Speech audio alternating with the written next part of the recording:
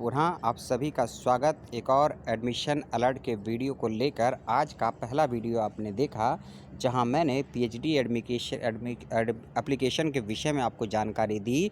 संस्कृत केंद्रीय विश्वविद्यालय के विषय में, जो कि दिल्ली के जनकपुरी में स्थित है, जहां पीएचडी, बीएड और एमएड के निकले थे फॉर्म। महत्वपूर्ण तिथियां आपको बताई जा चुकी हैं। लास्ट डेट, एंट्रेंस की डेट, एग्ज़ाम की डेट और लेट फीस के साथ क्या है अंतिम डेट और कितनी है रजिस्ट्रेशन फीस, ये सभी आपको बताया जा चुका है।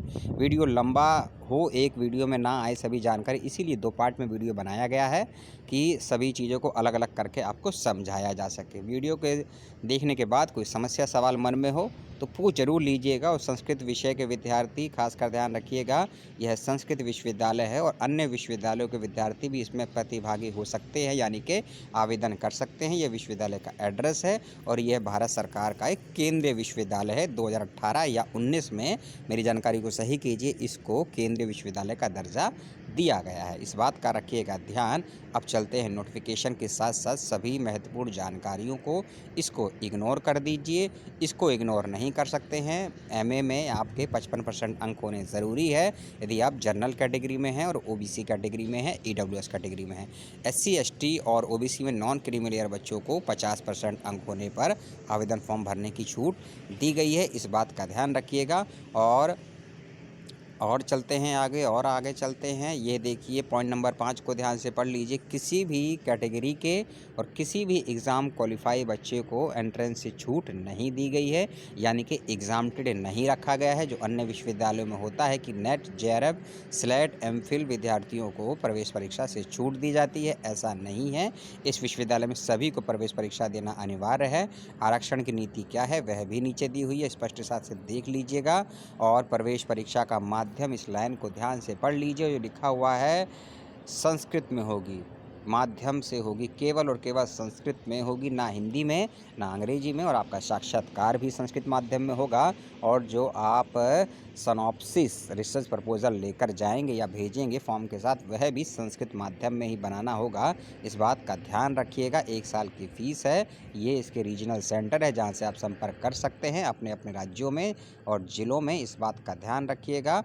और मुख्यालय तो दिल्ली ही है। ये एरिया दिया हुआ है, ये फ़ोन नंबर है। अब ये देख लीजिए पाठ्यक्रम। 21 विषयों में आई हैं पीएचडी एप्लीकेशन फॉर्म। ये देख रहे हैं ना 6। अब मैं पाठ्यक्रम पढ़ देता हूँ। यदि आप, और ये जितने भी पाठ्यक्रम है ना आपकी स्क्रीन पर, सभी का माध्यम एंट्रेंस का संस्कृत होगा, सनॉप्सिस संस्कृत में होगा, इंटरव्यू सनॉप्सिस में होगा, प्रवेश के बाद जो पढ़ाई लिखाई होगी वे भी संस्कृत माध्यम में होगी। और रिसर्च यानी कि डिजिटेशन जो लिखेंगे, सबमिट करेंगे, वह भी संस्कृत में होगा। लेकिन अधिक जानकारी के लिए विश्वविद्यालय से संपर्क कर लीजिएगा। विषय आप देख चुके हैं, जो साहित्यम लिखा हुआ है इसका मतलब है संस्कृत साहित्य। हिंदी साहित्य मत लीजिएगा, संस्कृत साहित्य है, इस बात का ध्यान रखिएगा। प्राचीन व्याकरण और ये सिद्ध ज्योतिषम, फलित ज्योतिषम, न्याय वैशेषिकम, नव्यज्ञान, बौद्ध दर्शन, जैन दर्शन, धर्मशास्त्र, पुराणों, इतिहास, वेद, कर्मकांड। जहाँ ये जैन दर्शन और बौद्ध दर्शनम लिखा है, ये जैनिज़्म और बुद्धिज़्म का ही दर्शन है, इस बात का ध्यान रखेगा। इनके जैन फिलॉसफी और बुद्धिज़्म फिलॉसफी की बात करी जा रही है। जैन लिटरेचर नहीं है, यानी कि जैन साहित्य नहीं है, बौद्ध साहित्य नहीं, ये दर्शन की बात कर रहा है, फिलॉसफी की, जैनिज़्म और बुद्धिज़्म की। ये आपके सब्जेक्ट और सब्जेक्ट क्या है ये देख लीजिए। अद्वैतवाद, द्वैतवाद, मीमांसा, सांख्य योग, सर्वदर्शनम और सामान्य संस्कृतम, कश्मीर वेशनम, शिक्षा शास्त्रम और नव्य व्याकरण। अब ये शिक्षा शास्त्र का मतलब मैं स्पष्ट नहीं हूँ, ये एजुकेशन वाला शिक्षा शास्त्र है या फिर व्याकरण वाला शिक्षा शास्त्र है या दर्शन वाला शिक्षा शास्त्र। इसके लिए वेबसाइट से और विश्वविद्यालय से कंसल्ट ज़रूर कर लीजिएगा।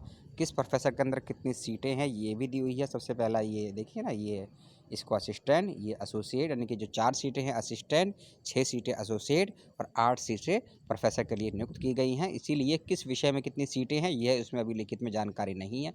8 अगस्त को होगी आप सभी की प्रवेश परीक्षा। ये महत्वपूर्ण तिथियां देखिए, फिर से रिपीट कर देता हूं मैं। 25 जून लास्ट डेट है फॉर्म भरने की। 26 जून से लेकर 5 जुलाई के बीच में आप फॉर्म को जमा कर सकते हैं, लेकिन लेट फ़ीस के साथ। लेट फ़ीस कितने हैं वो मैंने पहले आपको बताई थी, इस बात का ध्यान रखिएगा। और फिर 6 जुलाई से लेकर 10 जुलाई के बीच में अपने फॉर्म में यदि कोई बदलाव हुआ है, कोई गलती हुई है, उसमें परिवर्तन करना चाहते हैं, चेंज करना चाहते हैं, तो वो आप कर सकते हैं। 8 अगस्त दोपहर 2 से 5 बजे के बीच में आपकी प्रवेश परीक्षा होगी। प्रवेश परीक्षा 3 घंटे की होगी, इस बात का ध्यान रखिएगा, ठीक है। और ये जो 15 जुलाई की डेट दी गई है, संस्कृत में है, कर देता हूँ, यह आपकी प्रवेश यानी कि एडमिट कार्ड की डेट है। एडमिट कार्ड आपका आएगा 15 जुलाई को वेबसाइट पर, इस बात का भी ध्यान रखिएगा। परीक्षा केंद्रों का चयन कर लीजिएगा। 20 परीक्षा केंद्र दिए हुए हैं आपकी स्क्रीन पर। शिमला, हमीरपुर, चंडीगढ़, दिल्ली, लखनऊ, वाराणसी, हरिद्वार, बेंगलोर, त्रिशूर पता नहीं कहाँ पर है, मुझे कमेंट करके बताइएगा। जयपुर, कोलकाता, ये पटना है, 12 पे पटाना लिख दिया है, पटना है वो। मुंबई, भोपाल, तिरुपति, अगरतला, पुरी, कटक, भुवनेश्वर और जम्मू कश्मीर नहीं है, जम्मू। अत्यधिक सूचना निर्देश को ध्यान से पढ़ लीजिएगा, विवरणिका को पढ़ लीजिएगा, आवेदन फॉर्म ध्यान से भरिएगा, नहीं तो फॉर्म रिजेक्ट हो जाएगा फॉर्म को। और सत्यापन परीक्षा प्रवेश केंद्र होगा, ठीक है, यानी कि हस्ताक्षर। ये फ़ीस दे दी गई है, विनम्र शुल्क के साथ 300 रुपये है। हाँ, अभी वीडियो को स्किप मत कीजिएगा, क्योंकि अभी मैं आपको प्रवेश परीक्षा से संबंधित क्वेश्चन के विषय में बताने वाला हूँ, सिलेबस के विषय में बताऊँगा। पूर्व में पूछे गए कुछ सवाल जवाब जो पूछे गए थे, उसका भी मैं आपको इसमें मौका दूंगा अभी, तो देख लीजिएगा। आपको इसको स्किप कर दीजिए, पढ़ेंगे तो अच्छा है, मेरे लिए तो स्किप करना है। ये देखिए, ये पॉइंट नंबर 2 को आप ध्यान से पढ़िए, यानी कि पीएचडी प्रवेश परीक्षा का पाठ्यक्रम का स्वरूप। स्नातकोत्तर कक्षा में पठित सामान्य ज्ञान, यानी कि जो बीए में सामान्य ज्ञान है वह। फिर यह है पॉइंट नंबर 2, महत्वपूर्ण है आपके लिए थोड़ा। प्राचीन भारतीय इतिहास, संस्कृत साहित्य एवं भाषा विकास के विभिन्न चरणों का सामान्य ज्ञान। यहाँ भाषा विकास से मतलब इस चीज़ से समझिए, यहाँ ये संस्कृत भाषा के विकास की बात कर रहे हैं। संस्कृत भाषा के विकास की, संस्कृत भाषा का विकास कैसे कैसे हुआ है, वैदिक, उत्तर वैदिक, संस्कृत साहित्य या दर्शन का संस्कृत साहित्य, उन सब की बात कर रहा है, ठीक है। कि शोध प्रविधि, हस्तलिखित विज्ञान, ग्रंथ संपादन विषय का सामान्य ज्ञान होना चाहिए। इसका मतलब है रिसर्च मैथोलॉजी का आपसे सवाल जवाब होंगे, किसी पुस्तक का, ग्रंथ का संपादन, पब्लिकेशन कैसे करते हैं उसकी बात होगी, और सामान्य ज्ञान, जनरल नॉलेज के सवाल किए जाएंगे। साथ ही साथ करंट अफेयर्स और वैश्विक करंट अफेयर्स और भारत के संवैधानिक स्वरूप के बारे में भी कुछ ना कुछ सवाल जवाब होंगे। और ये देखिए क्या लिखा है, विशेष लाइन, प्रवेश परीक्षा में 100 अंकों के 2 प्रश्न पत्र 1.5 घंटे की अवधि के होंगे। मतलब आपको 200 नंबरों के 2 प्रश्न पत्र मिलेंगे, 100 नंबर का, 100 नंबर का प्रत्येक प्रश्न पत्र होगा 1.5 घंटे का, यानी कि 90 मिनट में आपको 100 सवालों के जवाब देने होंगे। नेगेटिव मार्किंग होगी नहीं होगी उसकी बात आगे करेंगे, यानी कि 90 मिनट में आपको 100 प्रश्न हल करने हैं, और अगले 90 मिनट में आपको 100 प्रश्न, यानी कि 180 मिनट में आपको 200 सवालों के जवाब देने हैं। टाइम मैनेजमेंट बहुत ध्यान से करिएगा। अब ये सिलेबस को ध्यान से देख लीजिए, और उसके अकॉर्डिंग ये पूर्णांक भी देख लीजिए। पहला पार्ट, दूसरा पार्ट सभी को पढ़ना संभव नहीं है, बहुत लंबा हो जाएगा, और इसको सिलेबस के अकॉर्डिंग तैयारी करेंगे, आपकी प्रवेश परीक्षा क्लियर हो जाएगी। इस बात का ध्यान रखिएगा। सामान्य ज्ञान, संस्कृत भाषा क्रम विकास, विविध धर्म दर्शन चार, संस्कृत चार, वर्ग मूल्य परिचय, और कुछ किताबों के नाम मैं वीडियो के अभी तो नहीं दे पाऊँगा, कुछ घंटे के बाद ऐड कर दूंगा डिस्क्रिप्शन बॉक्स में, उसको पढ़ लीजिएगा। वेद, छंद, ज्योतिष, पूर्णशः, अलंकार शास्त्रम, और ये संस्कृत साहित्य व्याकरणम दिया है, कौमुदी पढ़ लीजिएगा। यह सब ठीक है। निबंधात्मक प्रश्न भी होंगे, द्वितीय प्रश्न पत्र निबंधात्मक। इस प्रश्न में स्नातकोत्तर कक्षा में अधिक विषय का सामान्य ज्ञान होना चाहिए, यानी कि समझिए कि यूजी और पीजी का ज्ञान ही आपके लिए काम नहीं आने वाला है, सामान्य ज्ञान भी आपसे होगा, इस बात का ध्यान रखिएगा। और कुछ चीट यदि छूट गई है, अब देखिए, ये अब कुछ प्रश्न आपकी स्क्रीन पर हैं जो पूर्व में पूछे गए हैं, इस तरह के सवाल जवाब होंगे, इस बात का ध्यान रखिएगा। ये भी सिलेबस है, ठीक है ना। ये जो है ना वो निबंधात्मक प्रश्न जो पूछा था मैंने आपसे, ये कुल 4 प्रश्न होंगे, जिसमें परीक्षार्थियों को 2 प्रश्नों का उत्तर देना है, 25-25 अंक का होगा, इस तरह के प्रश्न होंगे, ठीक है। ये दिया हुआ है, थोड़ा सिलेबस के अकॉर्डिंग है। मॉक टेस्ट अभी नीचे दिखाऊंगा, ये अंक दिए हुए हैं, उसको भी ध्यान से देख लीजिएगा। और कोई समस्या हो कि बहुत जल्दी चल रहा हूँ, प्रोस्पेक्टर में सभी बातों को कवर भी करना है, और कोई बात छूट ना जाए उसकी भी बात करनी है, ठीक है। ऐसे भी प्रश्न आएंगे, आपकी स्क्रीन पर है। सवाल भी संस्कृत में, ऑप्शन भी संस्कृत में होंगे, इस बात के ध्यान रखिएगा। कुछ कोटेशन वगैरह भी करी जाएंगी, उसको देख लीजिएगा। मिलान भी होंगे और कुछ टिप्पणियाँ भी पूछी जाएंगी संस्कृत को लेकर, ठीक है। और ये अंतःशास्त्रीय विषयगत सूची, ये सिलेबस को ध्यान से देख लीजिए। किस दर्शन में, किस सांख्य में, किस वैशिष्ट में, किस न्याय में क्या क्या पूछा जा सकता है। ज्योतिष का भी है, व्याकरण का भी है, पुराण का भी है, नव्य का भी, सिद्धांत का भी है, फलित ज्योतिष का है, धर्मशास्त्र का है, मीमांसा है, बौद्ध दर्शन, जैन दर्शन, सर्वदर्शन, साहित्यम, वेद, कश्मीर वेद, पुराण, शिक्षा शास्त्र, सामान्य संस्कृतम। अब ये जैनिज्म, थोड़ा जैनिज्म बुद्धिज्म पढ़ा है, देखिए। पाली साहित्य पूछ रहा है, प्राकृत बोल रहा है, संस्कृत दर्शनम पूछ रहा है, प्राचीन भारतीय साहित्य पूछ रहा है, जैन तंत्रम, बौद्ध तंत्रम, तंत्र योग, योगम, सांख्य, शैव दर्शन, जैन दर्शन, सर्वदान, वस्तु, न्याय, व्याकरण, आयुर्वेदा। और जैनिज्म में जाएंगे तो जैसे बुद्धिज्म की भाषा पाली है, जैनिज्म की भाषा प्राकृत है, पाली संस्कृत है। इनके लगभग संस्कृत, जैन और बौद्ध का सिलेबस लगभग सेम है, कोई दिक्कत वही है। देखिए साहित्य में ये व्याकरणम, पुराणतम, तंत्रम, संस्कृत दर्शनम, पाली प्रकृतम, आयुर्वेद, जैन तंत्रम, बौद्ध तंत्रम, सर्वदर्शनम, न्याय और व्याकरणम। यानी कि ये संस्कृत साहित्य के व्याकरण साहित्य की बात कर रहा है, इस बात का ध्यान रखिएगा। विशेष रूप से केंद्रीय संस्कृत विश्वविद्यालय जो कि दिल्ली में है, इस बात का ध्यान रखिएगा। परीक्षार्थी अपने प्रयोग के लिए नीला या काला पेन स्वयं लाएंगे, परीक्षा से नहीं मिलेगा। अवैध साधन का प्रयोग करने पर सहायता नहीं लीजिएगा, ना पेपर कैंसिल कर दिया जाएगा, ठीक है। और क्या क्या लाना है, क्या नहीं लाना है, इसमें दिया हुआ है, पढ़ लीजिएगा। जो नहीं लाना है वो देख लीजिए। अंतिम पॉइंट है, calculator, mobile phone, pager, smart घड़ी नहीं लानी है। और ये परिणाम वगैरह जो भी विश्वविद्यालय की वेबसाइट पर आ जाएगा। अब ये प्रश्न का मॉक देख लीजिए। संस्कृत पढ़ने उतनी नहीं आती है मुझे, ऐसे सवाल होंगे, उसके 4 ऑप्शन होंगे।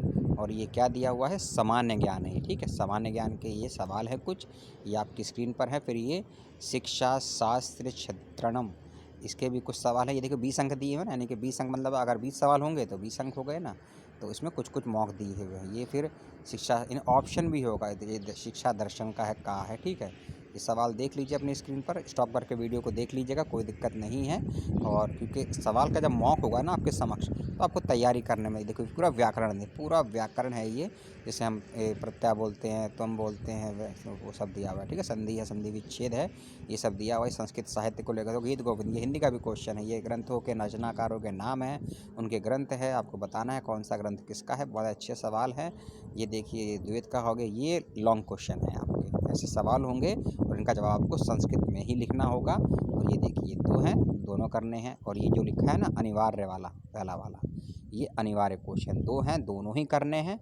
और ये जो ये वाले क्वेश्चन है 3, 4, 5, इसमें शायद ऑप्शन हो सकता है या सारे करने हैं, मुझे मालूम नहीं है, कंसल्ट कर लीजिएगा। क्योंकि यहाँ लिखा हुआ है अनिवार्य प्रश्नम समाधे, और ये प्रश्न देते समाधे, यानी कि हो सकता है इसमें से कोई एक करना हो या ऊपर में से 2 करने हो, ठीक है। या आपने पूरा पेपर लगभग देख लिया है। और उसके बाद भी कुछ है, ये विशिष्ट द्वाद का है तीसरा, क्योंकि ये जो है ना 3 बा है, 3 आ है, ये आपको ऑप्शन में मिलेंगे, यानी कि जो आपने चूज़ करा होगा, भरा होगा, ठीक है। और अभी तो जो पहला पेपर है कॉमन, उसकी बात तो की ही नहीं है, वो अलग से मैंने डिस्कस कर दिया था। अब इस वीडियो में बहुत सी चीज़ें आपको पसंद भी आई होंगी, बहुत सी नहीं भी आई होगी। और आपको भी लग रहा होगा कि जिस दिन फॉर्म आया मैंने वीडियो क्यों नहीं बनाया। वीडियो जल्दी देने से अच्छा है वीडियो को अध्ययन अध्यापन करके आपको दिया जाए। मैं कोई न्यूज़ नहीं पढ़ रहा हूँ कि जैसे ही खबर आई आपको दे दी गई, आपने ले ली और ग्रहण कर ली, फिर आप सवाल करेंगे कि आपने ये चीज़ नहीं बताई, वो चीज़ नहीं। इसीलिए मुझे भी पहले वेबसाइट को, नोटिफिकेशन को, प्रोस्पेक्टर्स को, कुछ लोगों से ईमेल से, कुछ लोगों से फ़ोन से बातचीत करनी पड़ती है, तब मैं आपके लिए वीडियो लेकर आता हूँ। स्क्रीन रिकॉर्ड भी कुछ दिनों से शुरू कर दिया है, या फिर मैं सीधा आपसे बात करता हूँ। और हाँ, सिनॉप्सिस संस्कृत भाषा में तो बनाएंगे ही आप, लेकिन क्या क्या बिंदु रहेंगे, और क्योंकि फॉर्म जब आप भरेंगे तो आपसे पूछा जाएगा, हो सकता है राइटअप मांगे या एसओपी मांगे या फुल मांगे। अगर फुल मांगेगा तो भी कोई दिक्कत नहीं है, राइटअप मांगेगा तो भी कोई दिक्कत नहीं है आपको, एसओपी मांगेगा तो कोई दिक्कत नहीं है। एसओपी राइटअप को लेकर वीडियो बना चुका हूँ, आप देख चुके हैं। और फुल सिनॉप्सिस का वीडियो आज या कल आपको मिल जाएगा, बेफिक्र रहिए।